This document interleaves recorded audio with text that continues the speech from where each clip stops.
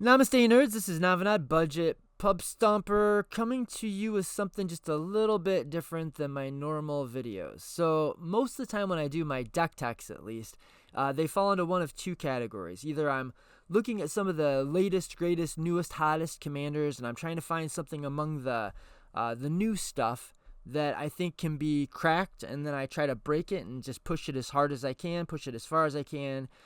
Because people want to see new stuff. You know, people are kind of clamoring for the latest and greatest things. And so I like to usually take something that's in that latest and greatest camp and see if we can make it budget competitive. Or, on occasion, I'll do the other kind of budget deck tech on the video, on the channel, which is going to be one that I call, for the quote, true believers. I try to find a commander. I take a commander that I personally just have a lot of faith in, and that I know is like top tier, like at least A tier, if not S tier, and I bring that to people, even though I know it's not going to get the greatest number of views. It's for the people that actually play, you know, budget competitive leagues and budget competitive events. I'll bring you something like a Kinnan or a Belby, or I was thinking about rebuilding Animar. I think I've got some ideas for a new build of Animar, and I think Animar could be kind of a top tier. Definitely a powerful enough commander and deck that I would feel totally happy about recommending it to somebody for a tournament if that's the type of deck they're interested in. So Zurgo and Ojutai. Which of these two camps does this fall into? None of the above, guys. This is obviously not the latest and greatest thing. This isn't new. And it's not one that I've been... it's not one that I've had on the back burner that I've known all along that eventually I've got to show you guys because I think it's S tier or A tier. It's not those things. So it's different. This is going to be a new kind of a video for me. Now, I would not bring you something that I didn't have faith in, that I didn't think was a viable build. But this deck tech is going to be, I guess, kind of for me. And maybe for the people in my exact meta. This is a deck that I believe is going to be a response to the budget competitive meta that I find myself in. But also, it's just going to be a commander that I personally have fallen in love with. Like, I think this thing is cool as shit. And, well, let me tell you about, first let's talk about the commander. What does it actually do? So this is a 5 mana. That's a lot of mana. But, guys, it's in control colors. So that takes a lot of the sting out of the 5 CMC cast cost. This is Zurgo and Ojutai. It is a 4/4 dragon, orc dragon, flying haste for 5 mana. Zurgo and Ojutai has hexproof as long as it entered the battlefield this turn. That's so good, guys. That line of text is fantastic. It means that you're virtually guaranteed to get something out of your 5 mana investment, so you're not going to get totally blown out, like ever. Almost ever. It says, whenever one or more dragons you control deal combat damage to a player or battle, look at the top 3 cards of your library. Put one of them in your hand, and the rest on the bottom of your library in any order. You may return one of those dragons to its owner's hand. I don't expect that last bit to come up very often, if at all. Maybe actually, that could come up in this exact deck. So what got me thinking about Zurgo and Ojutai? I'm going to show you the exact card. So I've been specking, as I often do. And this was one of my most recent specs, Go-Go Mysterious Mime. We put this in Kefka. It goes fucking crazy. And I know people are playing it in CDH Magda. And I started thinking, like, what other decks would this be good in? I have a build of Korvold, a budget build of Korvold, and I was thinking maybe I could jam Go-Go in Korvold, and I do think that'd be, honestly, fucking gross, right? But, I don't know, I was looking at this guy, I started thinking, like, what are some legendary creatures that we want to clone but are difficult to clone? And I remembered maybe like years ago, maybe a couple of years ago, but in any case, many months ago at a minimum, I saw a top 16 CDH event that had Zurgo and Ojutai in it. And I kind of did a little bit of a dive into that deck and saw what it was getting up to. Like, how can this thing be top tier? Well, not that it's top tier. How can this thing be a threat at the top tables? Put it that way. And the reason it was a threat, the thing that the guy who built the deck was doing is he was breaking the fact, well, that there are, how do I want to put this? So this guy is pretty good on his own. He's a real nice value engine, right? But he has this weird kind of, synergy with clones that can exactly clone legendary creatures, like Go-Go. So this was the kind of train of thought that got me looking back into Zurgo and Ojutai to see if there were more. Really what I was worried about is, can I afford in a $100 budget to play some of the like spark double type clones that actually allow me to clone legendary creatures. And if this isn't registering why we want to clone this legendary creature, let me kind of break it down for you. So normally if you clone a legendary creature, they die, right? Go-Go gets around that. So what? Well, so what happens when we clone Zurgo? And I'll talk about the different ways we have of cloning Zurgo, but let's focus on Go-Go for a moment. So if we have Go-Go in play, it says at the beginning of combat on your turn, you may have Go-Go become a copy of another target creature you control until end of turn, except its name is Go-Go, Mysterious Mime.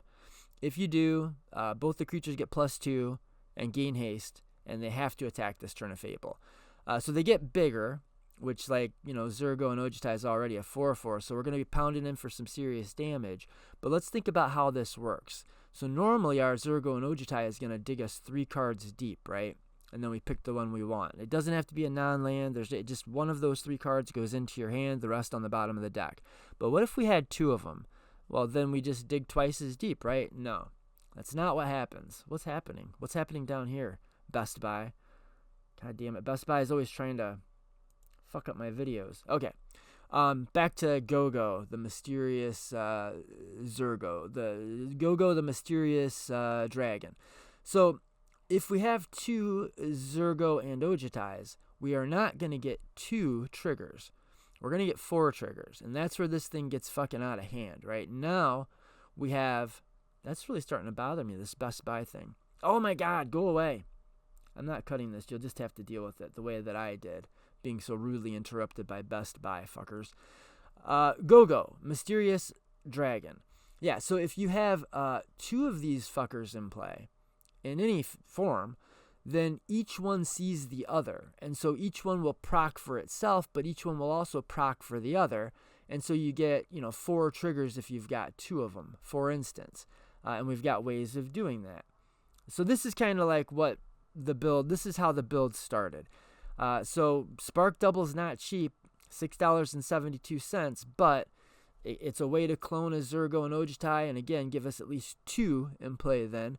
And we've got, this is where the bulk of the budget actually fit. But the deck was actually, I feel like 3-color Jeskai was unreasonably inexpensive to build. So you may see I've got another idea for yet another Go-Go deck.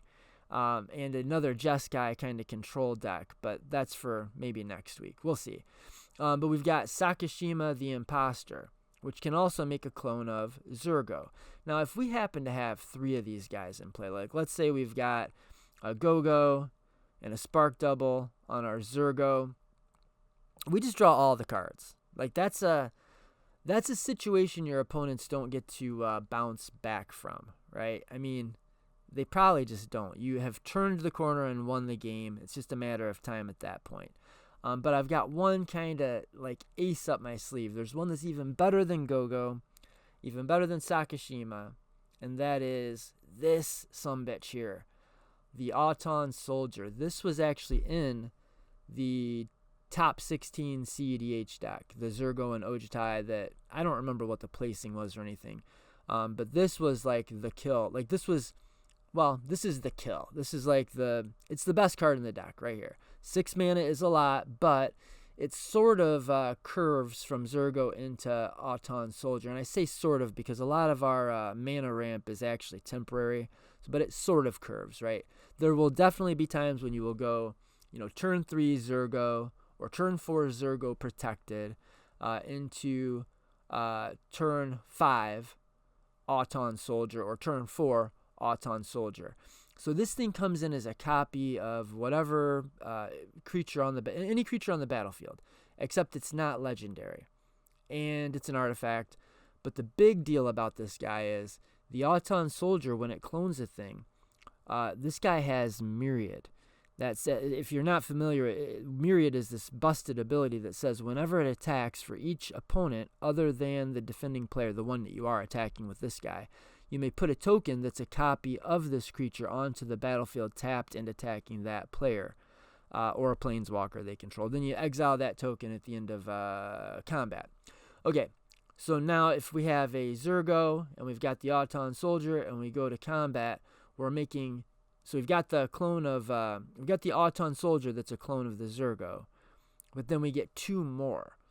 And so the accelerating returns, the non-linear growth of... You're going to need a calculator to see how many cards you draw. And not just draw, but look through your deck. This is like tutoring every turn for the... I don't even know how many cards, to be honest with you. The million cards that you draw. So let's see. We've got the Auton. Let's just look at the Auton by itself. The Auton goes to combat. So you're going to get a trigger for that. You're going to get a trigger for the other 2. So each one is going to trigger for itself and the other 2. That's 9. You're going to get 9. Now check my math. I could be wrong. You're going to get 9 Auton Soldier, or 9 Zurgo triggers just from the Auton Soldier. Not to mention if you have other Zurgos and Zurgo clones in play.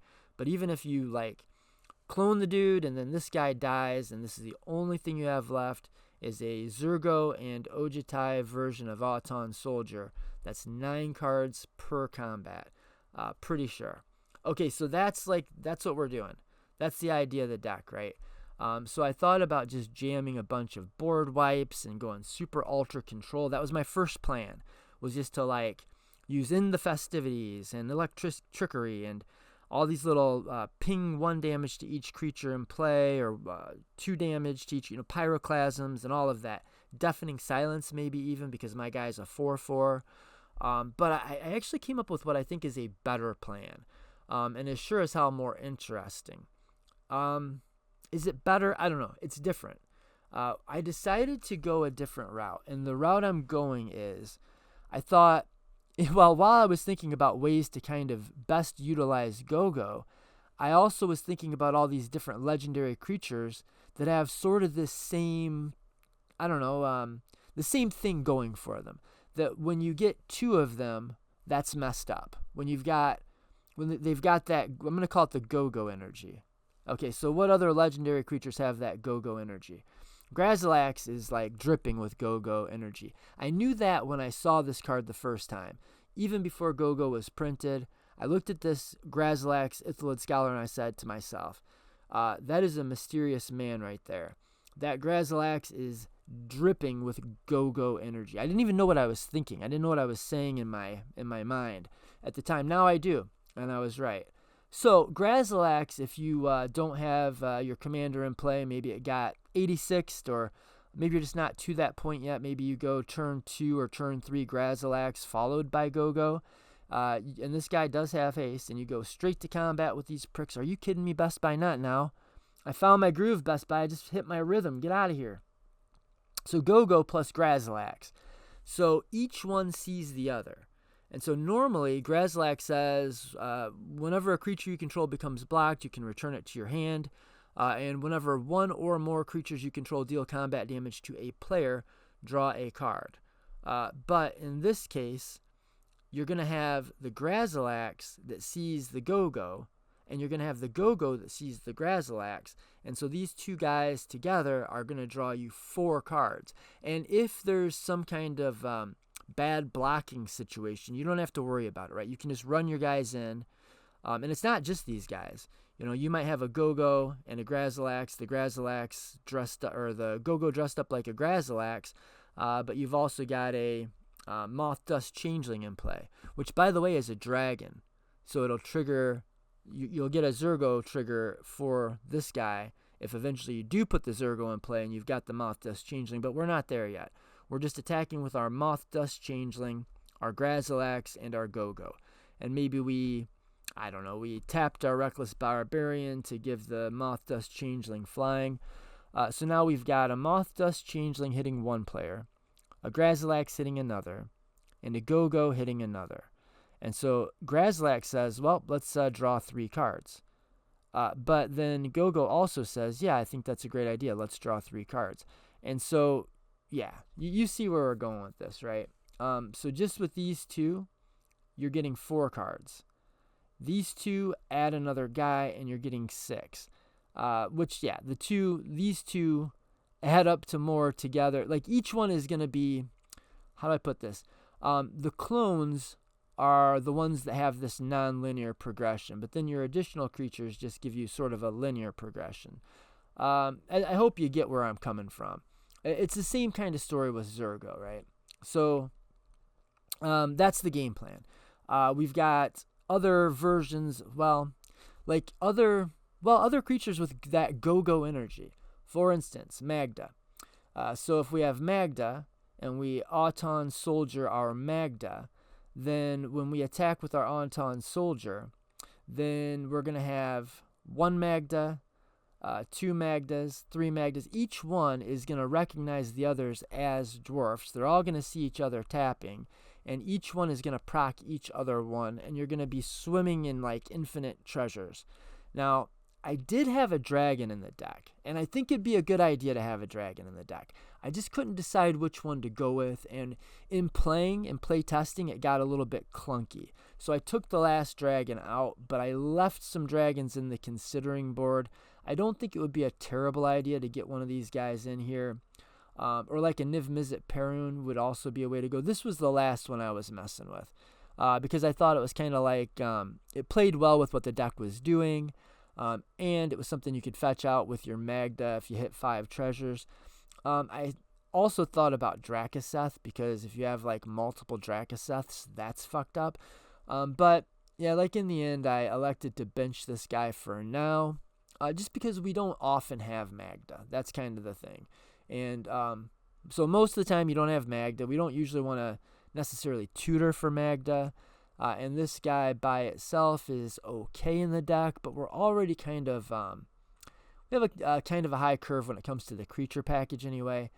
So for now, he's sitting on the sidelines, but I would not, I don't know, I think it would be worth experimenting with if you wanted to build this deck. Try bringing in like 1 dragon, like Niv Mizzet Perun or the Ojutai that I was just showing you, the white-blue original OG. Ojutai, the OJ. Yeah, so there's other creatures that have that go-go power, that go-go energy. Malcolm is amongst them. Magda is among them. Professional Facebreaker, while it's not a legendary creature, so we don't particularly need the non-legendary clause to get a copy of Pro Facebreaker, it still has that go-go juice, you know. The Pro Facebreakers all see all the Pro Facebreakers, and they all kind of get together to break not a non-linear number of faces. They do, what is the word for that? Hypergeometric? That's not it. They do, non-linear go-go dancing, I think is the technical term. So the other cool thing, the other kind of cool synergistic thing about the deck is, all of these, a lot of these guys have pretty specific, they're specifically tribal, they're tribally synergistic, so they don't just have that go-go energy, they also have the Magda energy and the Malcolm energy.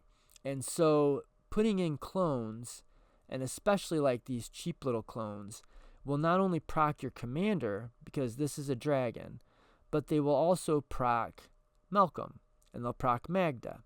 And so they have synergy, natural synergy with the commander, but are also very synergistic with the other pieces in the deck. For instance, I can drop my Amoeboid Changeling into play, and if I've got Magda or Malcolm in play, then I can attack, and if I hit somebody with my Amoeboid Changeling, I get an extra treasure off of Malcolm's ability that just says whenever you deal damage with a pirate, make a treasure. But it gets a little bit more gross. Again, we've got these kind of non-linear synergistic progressions.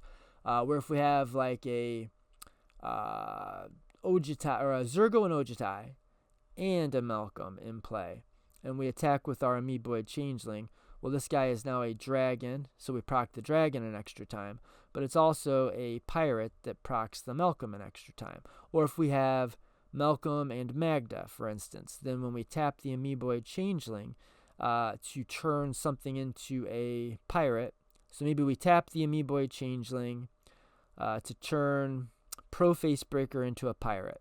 Well, Magda's in play, so she sees the amoeboid changeling as a dwarf. So you make a treasure by tapping the amoeboid changeling, which we're tapping to turn Pro Facebreaker into a pirate, so that when we attack with the Pro Facebreaker and our Malcolm, the Pro Facebreaker procs the Malcolm, but the Malcolm also procs the Pro Facebreaker.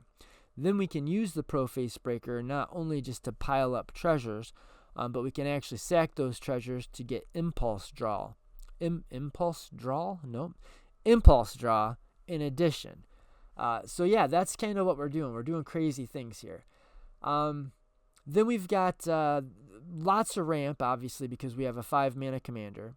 That's sort of, it's not the core, and that's why I ended up cutting all of the pyroclasm and deafening silence effects and did more of a like synergistic creature pile, is because I didn't want to have the deck ultra focused around a 5-mana commander. You know what I mean? Like, so if you get blown out, you're just dead in the water. This deck absolutely, this creature package will absolutely do things with or without Zurgo.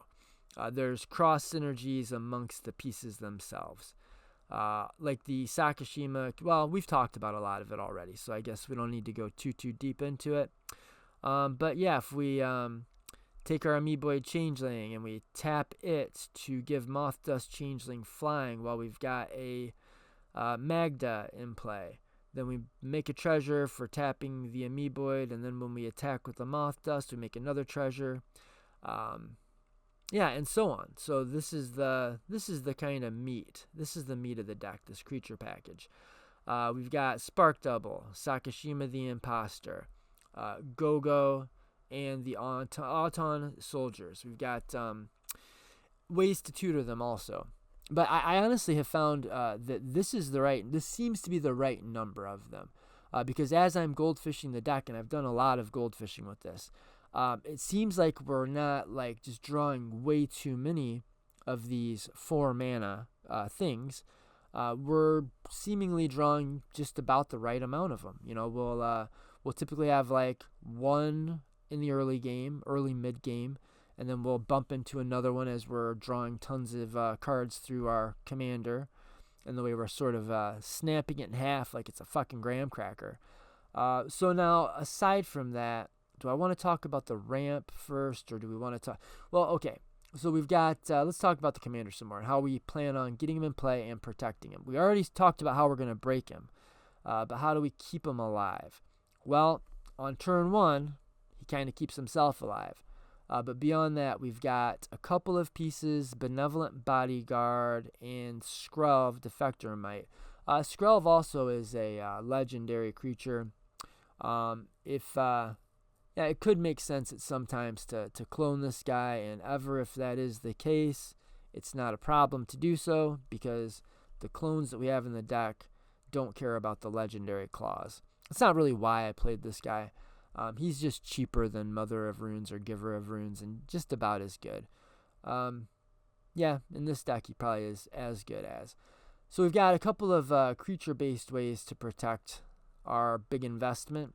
And then we've also got tons of ways in the instance package. We've got a lot of just counter spells, which will obviously stop removal.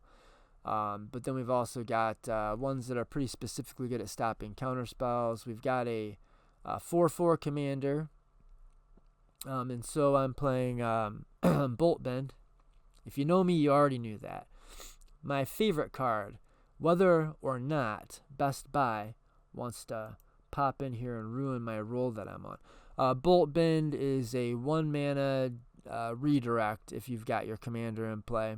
Elsewise, he's a 4 mana. But, the goal of the deck is to get that gnarly bitch out ASAP. And we've got a big, vast ramp package to do that with. What was I talking about? The ways to protect. Let me stay on that. We've got your normal counterspell suite, but then we've also got pieces like Surge of Salvation. You and permanents you control gain hexproof until end of turn for 1 white mana. Great spell. Prevent all damage that black and or red sources would deal to creatures you control this turn. So if there is a board wipe, this will oftentimes protect your entire board. And if it's a board wipe that you're doing, because I did leave one in, and it's one that we actually can tutor for with a couple of pieces in the deck. We can get it with our Solve the Equation, but we can also get it with our Dizzy spell. So Dizzy spell is right here. God damn it, Best Buy.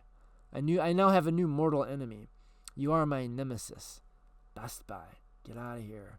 Get out of here, Best Buy. I'm trying to make a video. Dizzy spell will transmute into a 1 mana thing. And so I don't remember because of Best Buy's interruptions why that was important a moment ago, but I'm sure if it was important a moment ago, it still is. But we've got, what the fuck was I talking about with regards to that? Oh, that the board wipe, I kept just one board wipe, but with multiple ways to tutor it. And it could line up just right where we've got, if we've built a board, we don't really want to wipe it, but we kind of have to because any of the Magda or Malcolm or Selvala, any of these little fuckers are getting out of hand, and we just have to wipe the board. Or we can find the Earthquake easier than some of the other spells we might have chosen instead. We have a little bit more control over just how dead we make just how many things. So if we've got a couple of Zurgos in play, we can just do 3 damage to everything. Actually, our Zurgo flies, so we don't have to worry about that. So Earthquake seemed to be the right choice for this deck.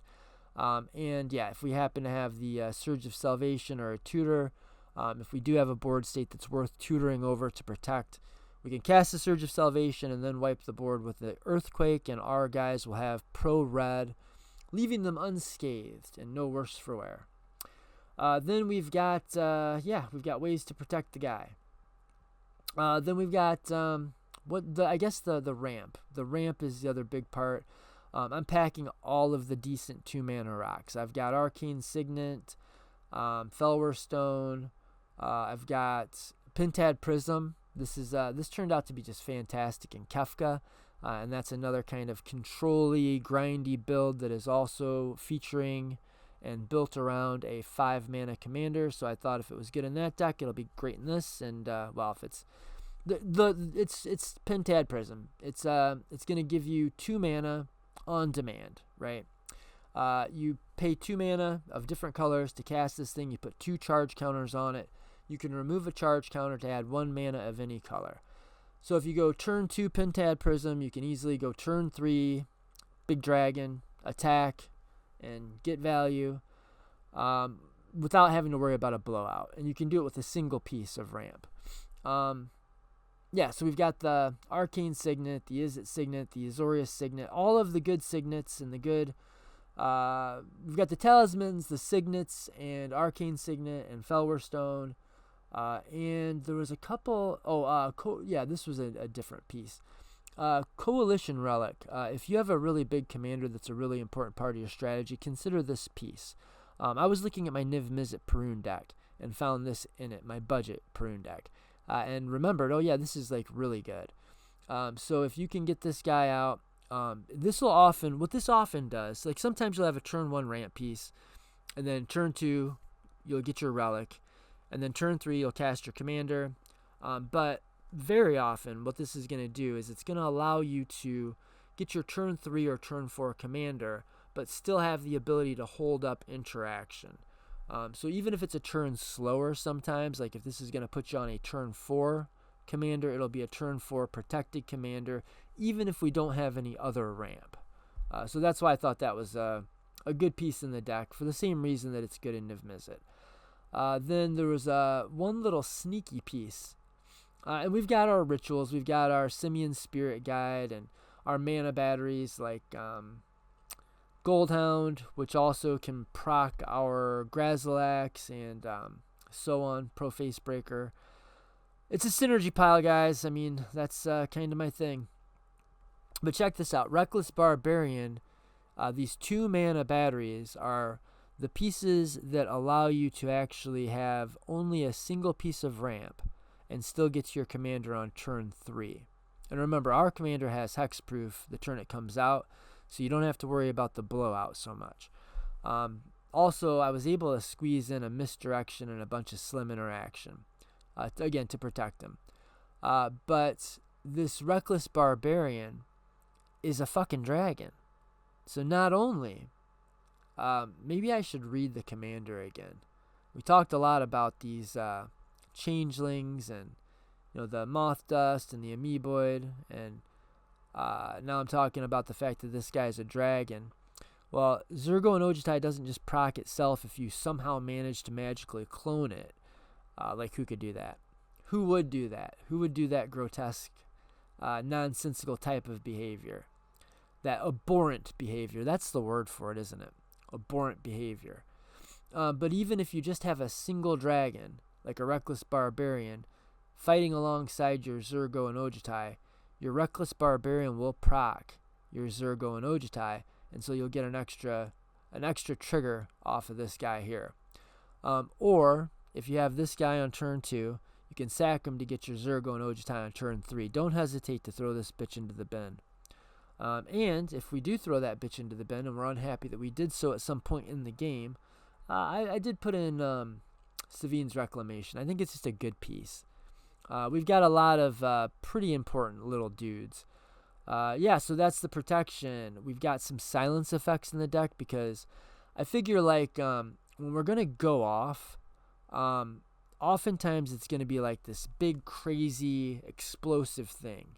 Like we're going to, at least in gold fishing, that's how it's played out. Like we're going to have our Zurgo and Ojutai with one of these like spark doubles, and we're going to go to combat, and we're going to get a bunch of procs off of it, and then we're going to cast the Great Train Heist, and we're going to do it again, maybe make treasures for our efforts, or maybe we'll have a Magda and a Malcolm in play, and maybe we've got Go-Go cloning one of them, and so when we're going to do one of these like big turns, and then we're going to follow up with a overpowering attack or a Great Train Heist, we probably don't want to do that and just kind of hope for the best, right?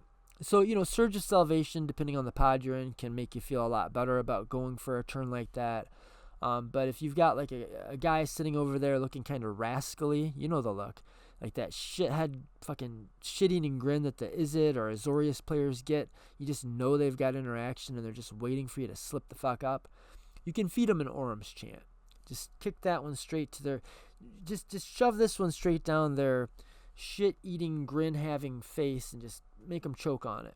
Also, Orum's Chant is actually, I think, a little bit better in the budget meta than it is tradition, like actual CDH or CDH proper, I tend to call it. Because Orum's Chant, if you kick it, it says target players can't cast spells this turn, and they also can't attack this turn. So if you have some smartass over there with their shit-eating Izzet grin and they're trying to do some, I don't know, like kiki-jiki nonsense, they're trying to just make a billion attackers and kill everybody at once, you can Orum's Chant them, and then their creatures can't attack. Or if they're doing dual caster mage Twin Flame, or if they think that they're gonna, maybe you've got a Malcolm Kedis player, those fuckers, and you're worried that they're gonna try to Malcolm and Kedis all over your shit, you can Orum's Chant them, or have this locked and loaded, ready to go. As soon as they drop their Glinthorn, you can say, "Not today, Malcolm, not today." So Orum's Chant can protect your big turns, and it can fuck up your opponent's big turns for 1 mana or 2 mana. Then we've got another silence in the, what is that? Oh, it's the creature. It's not really a creature. This is never a creature. Like, it says I have 19 creatures. I don't have 19 creatures. I've got a Reckless Barbarian that's at most half of a creature. Most of the time, this is a ramp piece. Simian Spirit Guide is not even a tenth of a creature. Never. We never cast this. even the Magda, kind of just is a ramp piece, or at least it can be. Goldhound is strictly a ramp piece. Not strictly. This deck does put it to use. But oftentimes, Goldhound is just there to help you power out your commander. So let's see. We've got 19 creatures, but really, I don't know. We've got 18 and a half if we take the Reckless out. 17 and a half. Getting lower. We'll count this as 7. This will be 3/4, so I don't know what that puts me at, but this is a bit less. We'll do this. Reckless Barbarian and Magda, they each count for half a creature. And then, so instead of 19, that takes us to 18. Simeon takes us to 17. Goldhound, 16-ish. Is that it? Okay, so I guess we do have a good chunk of creatures. We got like 16 creatures. No, and then 15, because this guy is never a creature. This is Revel in Silence. If Silence is the first piece I put in every white playing deck in CDH, then Revel in Silence is going to damn well go in every budget build that it'll fit in. That is every red and white featuring Revel in Silence. While I'm on the topic of pieces that I try to cram into every red-white budget competitive deck, check this fucking piece out. If you haven't looked at this in a while, just look at this. For 2 red, you have an instant speed destroy target artifact. That's not so bad. For 1 white, you get an instant piece that says destroy target enchantment. That's actually good. For 3 mana, you get both of them. So you have like absolute modality here. For 1 mana, destroy an enchantment. For 2 mana, destroy an artifact. For 3 mana, destroy target artifact and target enchantment at instant speed. That's a fucking piece, right? So, I mean, if you don't play this in your red-white decks, you're fucking up. That's what I think. Maybe even in CDH proper. I'm going to need to take a swig off of this go-go juice. Let me get a little bit of this go-go juice in my system. All right, where were we? We were on versatile spells that are really good in this deck. Prismari Command. If you haven't played it, give it a shot. I love the modality. Definitely in, and this is another piece I saw in my dragon deck, my Niv-Mizzet Perun deck. Perun? Perun. Probably Perun. If you have a Niv-Mizzet Perun deck, you should probably play this card. In fact, if you just, I don't know, give it a shot. I think you'll like it. I don't like going card neutral. I don't like going card disadvantage, that's for sure. Prismari Command is neutral. Well, I mean, it can be card advantage. But it's so modal and just so useful. There's never a point in the game where you top deck this and you're sad about it. Like, it's never the best card in your deck. Well, I mean, it could sometimes be the exact thing you need. But when you just pay 3 mana at instant speed to murder 2 creatures, like you take out a Malcolm and a Malcolm and a Magda, somebody else's, to be clear, or a Kinnan and a whatever, it feels good. You know, if you kill 2 creatures with this that are actually threats, it feels great to just go, murder 1 guy, put a treasure token into play, or destroy an artifact and murder a dude, or, I mean, you can read. The worst case scenario, target player draws 2 cards, then discards 2 cards, and that happens in the right order. It happens in the order you want it to happen in. Sometimes that's super relevant. You've got the wrong pieces. You know, there are some bigger stuff, and when we draw a bunch of bigger, clunkier stuff early, looting that stuff away is good. There's also a fuck ton of ramp, and when we draw into that ramp and we don't need it in the late game, looting it away is fantastic. And we have a pretty, 34 lands is a lot of lands. So being able to make sure that we hit our land drops that we're going to need, but then being able to sometimes cycle away the lands that we don't need, it's going to feel good, guys. So that's, that's that.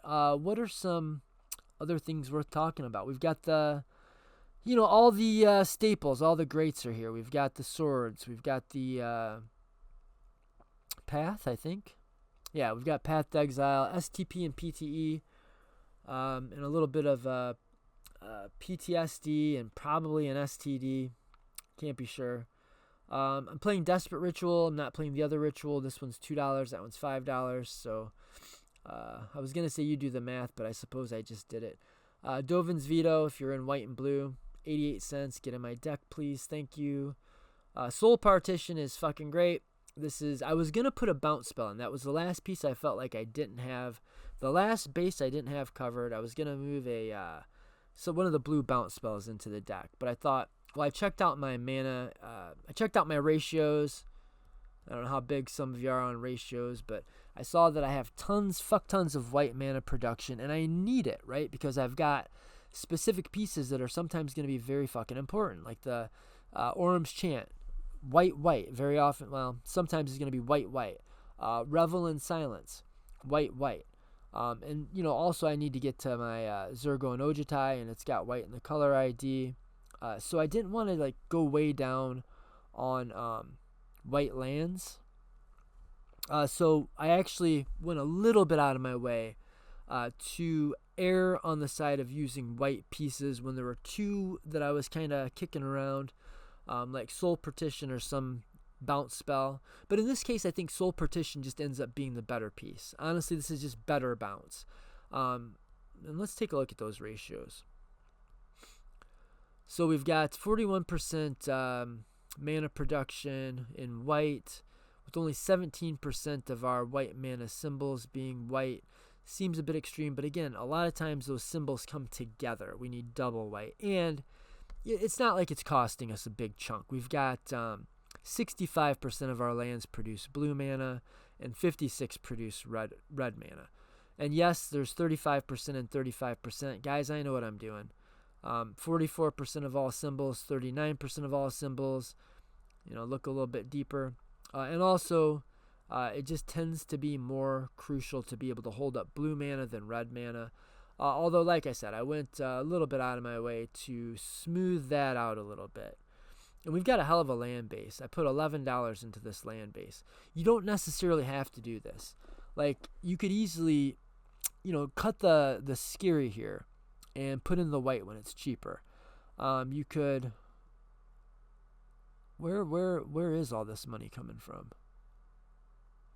Mystic Gate is $3. I think I actually am going to cut that, to be honest. I don't know what I'm looking to add for it, but as soon as I find a piece I need, Mystic Gate, I didn't realize that was $3. That could probably come out. And then we'd be more like in an $8 mana base, which makes a bit more sense to me. The rest of this is pretty cheap. I guess we're just playing a ton of dual lands. I guess that's what it comes down to. 1, 2, 3, multi-lands, say 4, 5, 6, 7, 8, 9, 10, 11, 12, 13, 14, 15, 16. That's a lot. Yeah, that's a lot. Okay, so the land base is then obviously quite functional. Maybe more functional than it needs to be. Well, actually, we could probably find a piece that's just as good, or almost as good. You could play the other version. I like these, the ones that do not require another land to tap with them, better than the Signet lands. But maybe this will come out for a Signet land, because they are pretty close most of the time in function. And I think the Signet land, they don't work by themselves, and they don't tap for colorless, right? And you can't get the exact color spread that you need. Yeah, I mean, Mystic Gate's pretty fucking good. I'm happy to have it for now. If I need to take something out, that's probably going to be the first thing to go. But it is nice that I can put either a white or a blue into this and get exactly white, or exactly blue. Although I'm not sure I'm even on OG Counterspell. But I definitely am on white. We've already talked about that. Yeah, and the blue can be for Grazilax. And red for Dual Caster and Buccaneer. I didn't talk about the win conditions. All right, how we doing on time? Wouldn't be a Navanad video if I didn't check my fucking clock. I mean, I'm doing way worse than I thought. I got to be real with you. I thought we were going to get some gold fishing. Fuck it. Just believe me that we can win the game, and we're going to do some fishing. Now, that's stupid. Okay, so we're just using kind of typical win conditions. No, that's not exactly true. We are using a typical win condition in the form of Dual Caster Mage plus Electro Duplicate. And I think probably I want to find that 1 mana. There's one that's a red and X, a red and double X that has the same rate as Twin Flame. No, has the same rate as Heat Shimmer or Electro Duplicate when you cast it, but you can find it with the 1 mana Transmute, which gives us a better spread. Yeah, maybe I will do that. Do I have any other uses? Is there any other reason that I might want to make like multiple copies of a thing? Yeah, Pro Face Breaker. Most of these are legends. Not really. Alright, well, maybe we're not done. The decks are never done, guys. So we've got the Dual Caster Mage with Electro Duplicate, and probably eventually I'll put that other one in. Then we've got a win condition you don't see very often outside of Malcolm Kedis or Malcolm Tana or Malcolm something with red in it. We've got Malcolm and we've got Glinthorn. It's like how I want to play the Malcolm in the deck anyway because it has go-go juice, right? So why not slap the Glinthorn in and have a win condition? If you've not seen Malcolm and Glinthorn in play together, they win the game for you. Do I dare do goldfishing? We're so long. Turns out you fuckers pay more attention to the thumbnails in my videos than the actual videos and what's happening in them, so maybe it doesn't really matter what I do. No, but for the true believers, what should I do? I think for the true believers we do oh shit, wrong button. We do a little bit of gold fishing. I'm just going to show you how the games start. We're not going to take them to their exciting conclusions. Restart, please. Is this a keeper? Oh, I forgot to tell you I'm packing a cursed scroll. Not sick with all the things my deck is able to do with creatures. I'm still able to pack a cursed scroll. Love that. Alright, so we've got only red mana. We've got white and blue ramp. We've got a white and blue counters, but this is close. This is actually really close. It's not that bad. It's not as bad as it looks. On a first 7, I think we can do better. I would probably keep that on a second 7. Second 7. Yeah, this is probably better. It's better. This is better. We'll keep it. Draw for turn. I was really hoping for a land. But we do have the, probably best start you could get. Right here.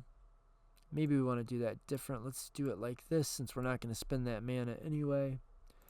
Go to a next turn. There's the land drop. Never punished. And now we have our... Oh, fuck. No, we did this. Okay. And we have our turn 2 Ojutai. And if we actually had fucked up and played it in the other order, or if there's not somebody playing white... Well, hell, if there's not somebody playing white, then this is what we honestly should have done. That was the play. That was the actual, really the correct play on turn 1. That's the one we ought to have put into play. Or did I just draw the red source? Yeah, this all kind of depends, right? But whatever. Let's just say we did it one of the good ways. Either this way or that way. So we go 1, 2, 3, 4, 5. Bring our homeboy out. And then we have to decide, do we want to attack with it and leave it open? Or do we want to leave it... Oh, no, this one, it's the OG. The original has hexproof as long as it's untapped. This one only has hexproof the turn it comes into play. So it's got haste, so let's swing into somebody's face with it and bash them with a big old dragon on turn 2.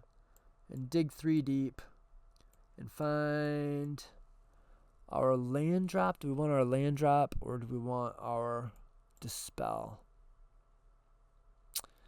We'll draw land, right? Or we'll find it on one of our triggers. I'm going to keep the dispel. I'm going to keep the dispel and put these on the bottom. And let's go to a next turn. Fuck, I really want land. We've got mana. We don't have land, though. Alright, turn 3, we're doing despicable things with or without mana. 1, 2, 3, 4. Oh my god, if I would have misplayed there, the way people bust my fucking balls about the slightest misplays. Thank god I caught that. we need blue mana. So let's go like this.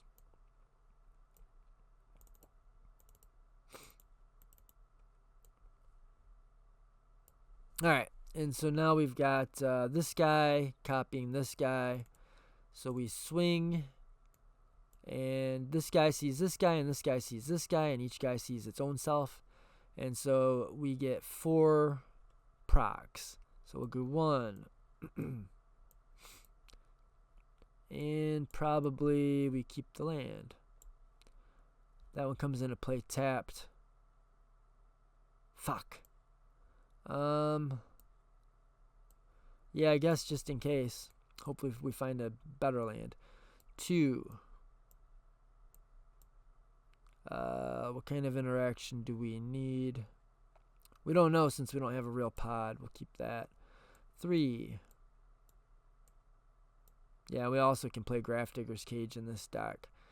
Well, I guess in case... no, let's do this. We'll keep this land so we can reveal it and play the Port Town untapped. And then that was 3, right? So one more. 1, 2, 3. And we don't know the pod, so we don't know how damning Cursed Totem is. So we keep the counter spell. These go to the bottom, and I think we can say pretty safely if we have made it to this point in the game is ours. No one's going to recover from this. So we can go to the next one.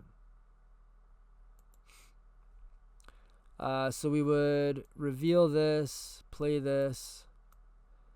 Then we would probably just hold up our Dispel and our Swords to Plowshares and discard one of these. Discard. And yeah, probably just get a big old scoop on the next turn. So yeah, this is gnarly, right? So I mean, we're unstoppable at this point. But this is the big turn. This is our big turn. We can attack with these guys, and we can play our overpowering attack for a red and 2. It is a red and 2, assholes. Don't be telling me how I fucking misplayed this. And then we get an extra attack with both of these. And so we'll get our 4 procs first. 1, 2, 3, 4. Take one of each of those, and then we go to a second. You guys are fucked with this. And we do it again. That's going to close the game out. We'll find rituals. We'll find things that generate. Well, we already did. So probably realistically, we would have snatched the Proface Breaker. We would have grabbed this ritual. Maybe a piece of protection on the first procs. And we would have been maybe then made enough mana to win this turn. I'm not counting it. If not, we would have transmuted Drift into Malcolm, and then 1 on the next turn with plenty of protection. In fact, we'd probably do it with a backup of some sort. Anyway, that was a busted start, right? Damn, well, I don't want to go to an hour. Maybe I should just end it there so you guys are like, damn, that is busted. This is probably fine. Draw. Good, I spent $3 on you, fucker. You better show up on occasion. Turn 2.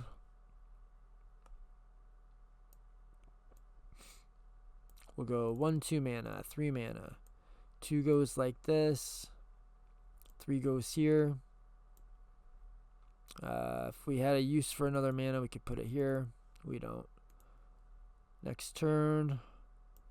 Got a turn 3. So we've got a Grafdigger's Cage in play, which will just absolutely ruin a lot of decks. Lots and lots of decks cannot win through a Grafdigger's Cage. Most of my decks can't. It's such a pleasure to be on the business end, or are we on the good end of the Grafdigger's Cage? Now more normal. This is how this is going to more normally look. We've got a number of ways to go turn 3 commander, and we are going to be able to follow that up, I think, with a turn 4. Fuck up everybody's life, I think, without counting it out. So is there a way to do this without wasting or using up our scary? I guess there is, but we would just have to use up the ritual, so it's not going to make any difference. So 1, 2, 3, 4, 5 mana. We bring our boy out. We swing. We proc it. And probably, depending on the pod, we keep a lightning bolt. Send these to the bottom. And we go to our next turn.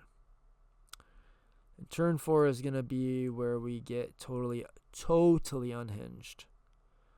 We go 1, 2, 3, 4, 5, 6. And yes, we do have double blue fuckos in the comments. Just getting ready to say, you didn't have double blue. You couldn't have done that. I mean, I'm kind of speed running, guys, if I miss a thing here and there. If you don't like it, I promise I'll give you... If you don't like my videos, there's a money-back guarantee. I will give you every penny back.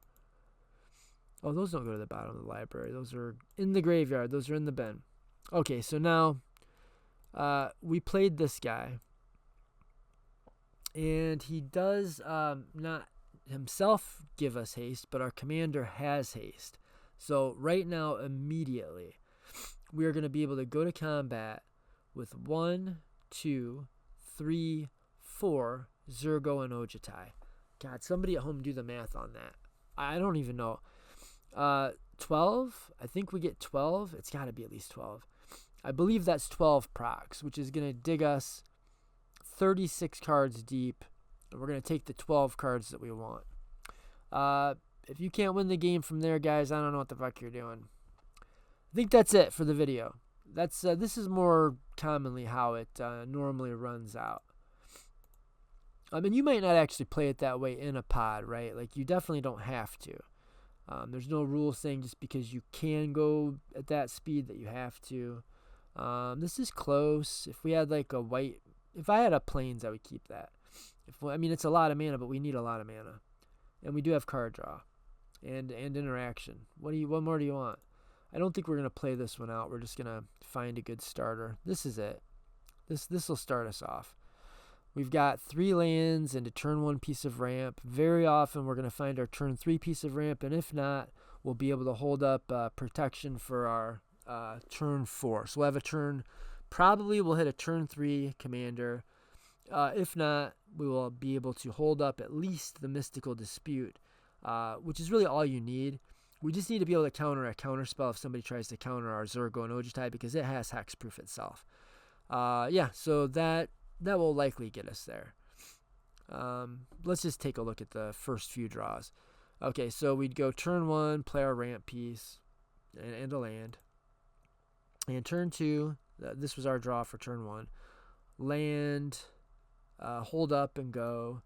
Turn 3, okay, so we didn't quite make our turn 3 commander. This would have been a turn 4. But it would have been a hella protected turn 4. We could have... decided in what way we want to protect it, I guess. We still would have ended up just holding Mystical Dispute or Benevolent Bodyguard and not both. In fact, that's right. Because we could use this to make white mana if we need. Anyway, I think that's the video, guys. I hope you love the deck as much as I do. I fucking love it. I'm going to be playing this deck in our pods, and I think... So our pods have kind of devolved into mostly mid-range. And so you've got to go really flipping fast, like turn 3 fast. And $100, like, it's not that easy to do that often. You've got to go off on turn 3, or you've got to have a really good grind plan to try to turn the corner on decks that are trying to turn the corner on you. And I think this is a deck that can go over top of the decks that are trying to go over top of the decks that I like to play. So fuck them. All right, guys. I hope my pod mates have been watching this video. This is what I've got for you specifically. And for, I was going to say your mothers, but that's terrible. Word to your mothers. Until next time, guys, at the exact moment, we're just going to clock out here at 60 minutes on the mark. So nothing fancy, just word to your mothers and namaste, nerds.